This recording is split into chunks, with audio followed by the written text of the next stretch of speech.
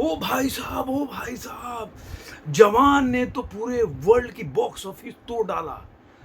ओ भाई साहब, ओ भाई साहब, Shahrukh Khan the real king, world का सबसे बड़ा हीरो, प्लेनेट में उससे बड़ा कोई हीरो नहीं है, सारे रिकॉर्ड तोड़ दिया उसने। भाइयों, आपको लग रहा होगा कि मुझे क्या हो गया। मुझे कुछ नहीं हुआ। आप जाएंगे तो तरह तरह के ऐसे वीडियो आपको सोशल मीडिया पे मिल जाएंगे। मतलब आप सोचिए कि जो आंकड़ा देते हैं, अभी आंकड़ा नहीं आया होता है, लेकिन वो आंकड़ा देने लगते हैं। कोई 400 बताएगा, कोई 500 बताएगा, और आप एक बात समझ लीजिए, और बीच में बोलते रहेंगे कि जो शाहरुख खान के हेटर हैं उनका तो पसीना निकल गया, वो बर्बाद हो गए, रो रहे हैं। और मैं ऐसे, मतलब देखने से तो मुझे कभी नहीं लगा कि ऐसे लोग पढ़े लिखे लोग हैं। एक व्यक्ति मेरे को मिला जिसने मेरे वीडियो पे कमेंट किया था, कुछ उसका नाम आपको बता रहा हूँ मैं आपको। उस व्यक्ति का नाम है आरिफ फरोसा 7962, ऐसा कुछ उसका यूट्यूब पे कोई अकाउंट होगा। मतलब एक तो गंदे लैंग्वेज यूज करना, उसको ये समझ में नहीं आता सामने वाला कितना पढ़ा लिखा है। मतलब तुम्हारे जैसे मैं बैठ के इधर इंटरनेट से दो चार लोगों का आंकड़ा उठा के पढ़ के चिल्लाने नहीं लगूंगा। ये कोई भी कर सकता है। न्यूज़ देखते हो, न्यूज़ के जो कोई भी न्यूज़ पत्रिका है, कोई भी न्यूज़पेपर है, उसमें एडिटोरियल भी कोई चीज़ होता है। न्यूज़ तो न्यूज़ है, कोई भी पढ़ लेगा। एडिटोरियल जो लिखता है ना, उसको ही एडिटर इन चीफ के श्रेणी में रखा। सारे जो एंकर होते हैं वो एडिटर नहीं होते हैं। ये समझना बहुत ज़रूरी है कि एंकर होता है, रिपोर्टर होता है, उसको एडिटर नहीं बोलते हैं। एडिटर इन चीफ नहीं बनता है। उसके लिए आप, एक बार मैं कोई बुक पढ़ रहा था, दोस्तों वीडियो थोड़ा लंबा होगा, उसके लिए खेद चाहता हूँ। एक बार मैंने बुक पढ़ा था, मैं राइटर का नाम भूल रहा हूँ और आर्टिकल भी था उनका। उन्होंने लिखा कि इंडिया में आज के टाइम में कोई भी जर्नलिस्ट नहीं है जिसने बुक लिखा हो। आप चाहे बरखा दत्त उठा लीजिए, अब आजकल लिखने लगे हैं, राजदीप सरदेसाई भी बुक लिख रहे थे। लेकिन एक टाइम में देखिए आप, प्रभास जोशी, चाहे उनसे आप सहमत हो असहमत हो, अरुण शौरी, इन लोगों का जाके जनसत्ता पहले पढ़ते थे। जनसत्ता जो न्यूज़पेपर जो पढ़ता होगा वो लेफ्ट विंग का, ज़्यादातर लेफ्ट विंग, मतलब उनका जो आइडियोलॉजी होता है वैसे लिखते हो। लेकिन आप, मैं सिवान में रहता था और वहाँ पे ये न्यूज़पेपर 2 दिन के बाद आता था, हम लोग मंगा के पढ़ते थे। उसमें न्यूज़ नहीं आता था कि मतलब ये घटना यहाँ घट गई, ऐसा कुछ बाढ़ आ गया यहाँ पे। एडिटोरियल लिखते थे वो लोग। एक ठक्कर की सक्की सुई, जब राजीव गांधी प्रधानमंत्री थे, आज भी मुझे याद है, जो आदमी पढ़ा होगा वो जानता होगा कि ठक्कर की सक्की सुई क्या है। एडिटोरियल लिखा था। तो इसको बोलते एनालिसिस। अब तुम्हारे पास आईक्यू नहीं है, तुम्हारा अपना कुछ विजन नहीं है, कोई सोच नहीं है, बैठ के टीवी पे 4 साल से आपने एक चैनल बना लिया और कुछ भी बोल रहे हो। कोई भी बोलता है 4 बार चलाना, वो भाई साहब, ये भाई साहब, ये सब आपको व्यू आ जाएगा, लेकिन ज्ञान नहीं आएगा। ज्ञान एनालिसिस से करने होता है। जब मैं बोलता हूं कि अगर 7 लाख की टिकट बिकती है और उसमें ये उसका कलेक्शन होता है, और 9 लाख के टिकट में ऐसा कलेक्शन क्यों होता है, मैंने वेरिएशन बताया था। तो सवाल उठाना वाजिब है। अब आप उसका कोई, आपके पास तर्क है नहीं, तो आप क्या करोगे, आप उल्टा सीधा बोलोगे, और कुछ नहीं है। मैं कोई शाहरुख खान का चमचा हूं नहीं, और ना मेरे को पेड पैसा मिलता है कि मैं बैठ के उनका, किसी का भी, कोई भी एक्टर हो या किसी के भी, जो मुझे लगता है मैं बोलता हूँ। पहले तो मैंने कभी भी कोई भी मूवी का जो बॉक्स ऑफिस कलेक्शन है, जो जैसा आता है मैं बताता हूँ। उसमें ऐसा कुछ भी नहीं बोलता कि ये गलत है, ये सही है। हाँ, मैं ज़रूर बोलता हूँ कि सोशल मीडिया पे ऐसा चल रहा है, वैसा चल रहा है, और ये चीज़ें इसके ग्रे एरिया क्वेश्चंस हैं। इसको क्वेश्चंस को फ़ील करेगा कौन? आज तक किसी ने जवाब नहीं दिया कि अगर फाइनेंशियल एक्सप्रेस में दंगल के बारे में उसके सहायक ऑडिटर ने अगर ये लेख लिखा, मैं नाम बोल रहा हूँ लेडी का, कि दंगल की जो जितनी भी कलेक्शन है वो फेक थी, उसका जवाब वो कोई छोटा मोटा फाइनेंशियल एक्सप्रेस नहीं है। मतलब तुम्हारे जैसे यूट्यूब पे बैठ के वीडियो बनाने वाले से बहुत बड़े चैनल, न्यूज़पेपर का अगर सहायक सपोर्टिंग एडिटर है तो बहुत बड़ी है वो। उसने लिखा था इन्वेस्टिगेशन, काफ़ी बड़ा एडिटोरियल, आप जाकर पढ़ सकते हो, शायद इंटरनेट पे मिल जाएगा। तो आईक्यू जो है ना आपका, वो आईक्यू आपका बताता है कि आपकी पहुंच कहाँ तक है। आप चिल्लाते रहोगे शाहरुख खान ने सबको फाड़ के रख दिया, दुनिया हिला दिया, चांद पे उसकी पिक्चर चल रही है। अरे इससे कुछ नहीं होगा।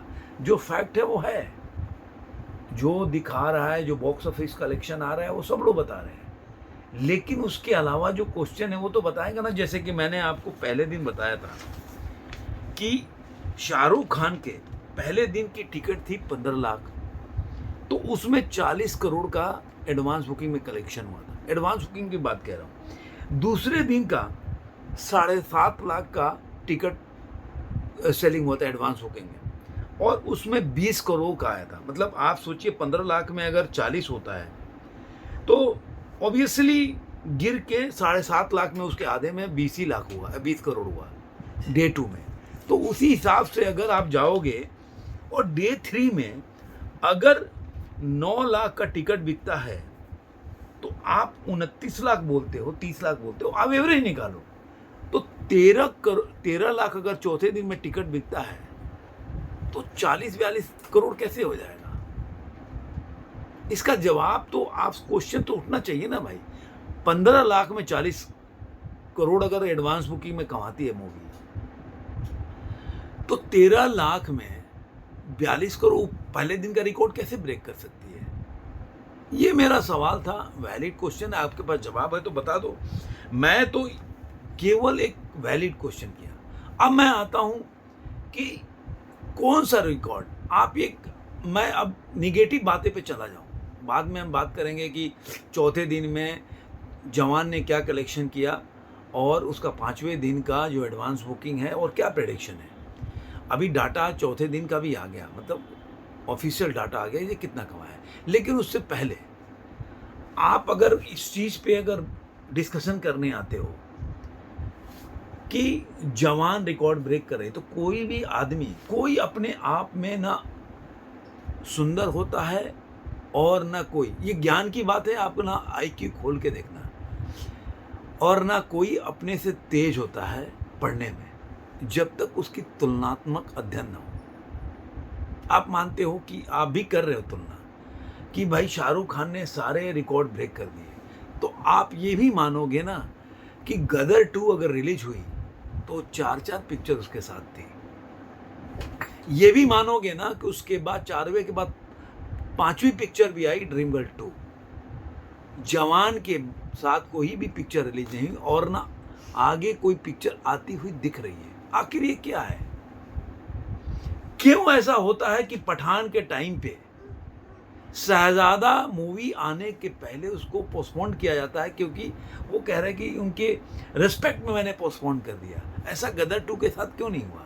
ऐसा गदर 2 के साथ क्यों नहीं कर सकते थे अक्षय कुमार या कोई भी एक्टर? क्यों नहीं कर सकते थे? ड्रीम गर्ल 2 वाले क्यों नहीं कर सकते थे ऐसा? ये सवाल है। ऐसा क्यों नहीं हो सकता कि कश्मीर फाइल्स के साथ आप इतनी एक छोटे बजट की पिक्चर, जिसको पहले दिन 4 करोड़ का बिजनेस था और सिर्फ 500 शोज मिले थे, 500 जिसके लिए वो लोग फॉरेन से भी बहुत ज़्यादा पीआर उनका चालू हुआ, बहुत ज़्यादा उन्होंने मीडिया में आके बोला कि हमें शो नहीं मिल रहा है। वो पिक्चर इतना लंबा कैसे चली गई?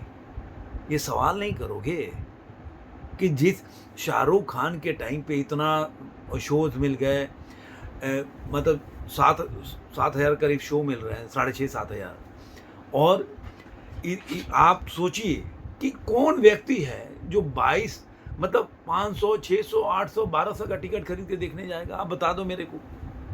मैं सवाल उठाऊंगा तो आपको अच्छा नहीं लगेगा, लेकिन ये सवाल है ना, कौन देखने जाएगा? आप बता दो। आपके मोहल्ले में कौन ऐसा व्यक्ति, आप जो सवाल उठा रहा है, अपने पिता उसको मांगेंगे ना, कमाता होगा तो कि आप मेरे को 2,000 रुपये दो, कोई काम है, तो निकालेगा जेब से क्या हो?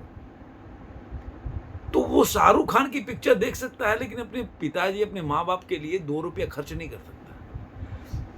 गजब विडंबना है, और ये आईक्यू लेवल है कि आप उसको मान के चलते हो, उसी तरह का आपका संस्कार भी है, और उसी तरह का आईक्यू भी है। बैठ के पट्टी बंडेज लगा के और शाहरुख खान का फैन होने से कुछ नहीं होता।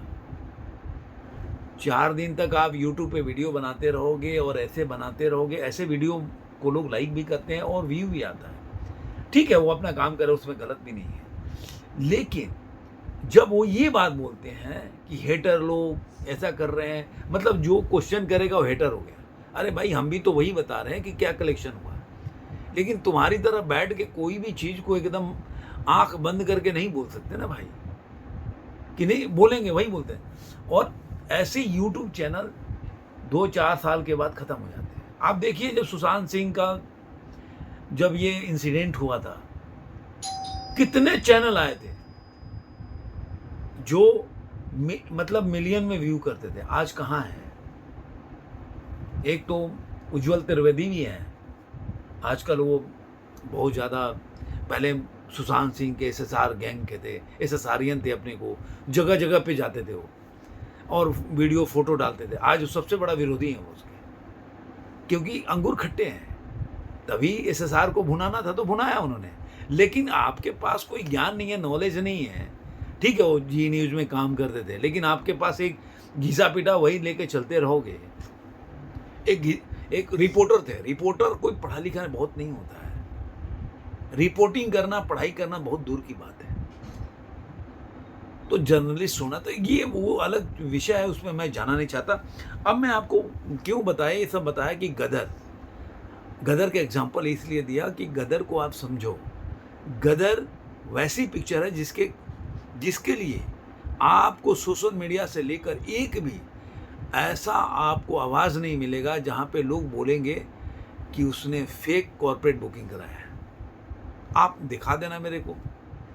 ऐसा क्यों होता है कि ये सब जो चीज़ होती है वो आमिर खान के पिक्चर के साथ। आप देखिए ना, ठग ऑफ हिंदुस्तान, उसका पहला दिन का कलेक्शन है, ओवरसीज में देखिए बिजनेस रिकॉर्ड भी है ठग ऑफ हिंदुस्तान के साथ कमाने में।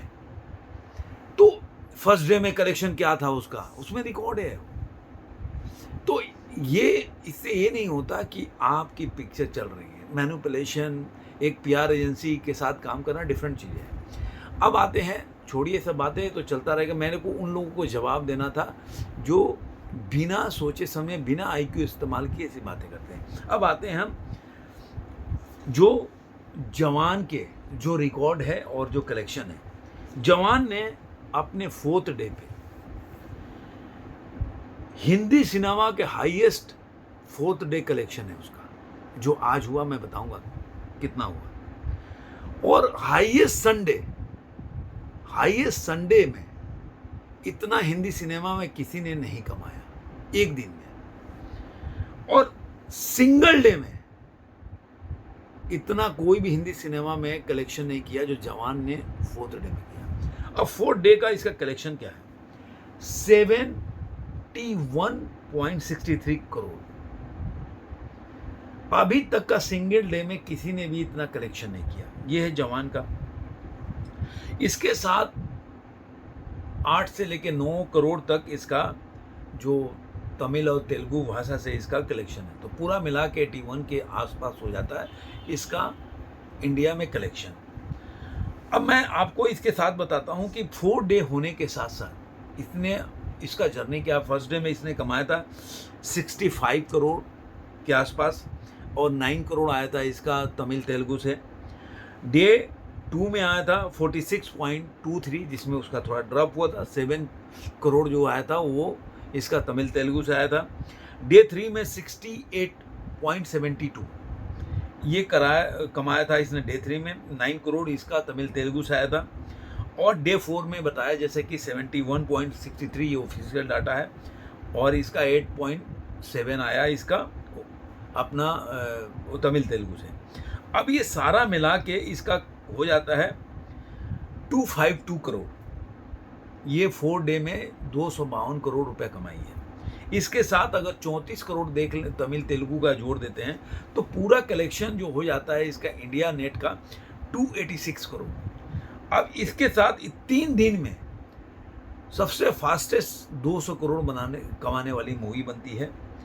और 4 दिन में, अभी तो बैनर भी लग गया कि 4 दिन में पूरे वर्ल्ड वाइड में इसने 420.79 वर्ल्ड वाइड इसने कमाया है। अब हम बताते हैं इसके और क्या क्या रिकॉर्ड हैं। जैसे इसने पहला दिन 129 करोड़ कमाया था पूरे वर्ल्ड वाइड, दूसरे दिन 110 कमाया था, और तीसरे दिन 144 करोड़, और चौथे दिन 135, जो कि सेकंड हाईएस्ट है। थर्ड जो था, थर्ड डे वो सबसे ज़्यादा था। ओवरसीज में 182 करोड़ कमाया। तो इस तरीके से 520 करोड़ की इसकी कमाई है नेट। तो ये हो गया जवान की जो कमाई है। अब इसी कमाई को आप 10 मिनट घुमाते रहें और बोलते रहें वो माय गॉड वो जवान ने ये कर दिया, उसको रुला दिया, से कोई फर्क नहीं पड़ता। दोस्तों ये वीडियो कैसा लगा जरूर कमेंट बॉक्स में बताइएगा, और ऐसे ही कमेंट करते रहिए, ऐसे ही वीडियो को लाइक करते रहिए, और मैं ऐसे ही एनालिसिस करता रहूँगा, चाहे किसी को अच्छा लगे या बुरा। धन्यवाद। फिर मिलेंगे किसी नए एपिसोड में ऐसे ही। मैं रणधीर सेंगर, और ऐसे ही प्यार करते रहिए। धन्यवाद।